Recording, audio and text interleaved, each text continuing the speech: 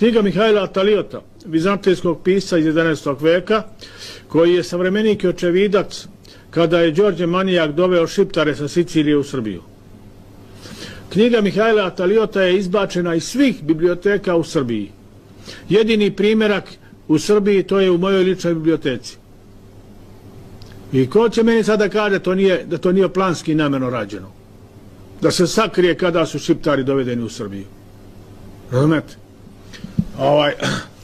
Pa su onda osporavali, čak i Rusi, kad smo mi držali simpozijum Albanci lažni liri u Srpskoj akademiji nauka pod predsjedništvom pokojnog Mihajla Marković. 2007. godine mislim. Da. Prilazi Jelena Guskova, sedimo pokojni Mihajlo i ja do njega, sedimo tamo na katedri, prilazi nam Jelena Guskova, kaže šta vi to radi, to nije tačno, kaže Albanci su starosedioci ovde.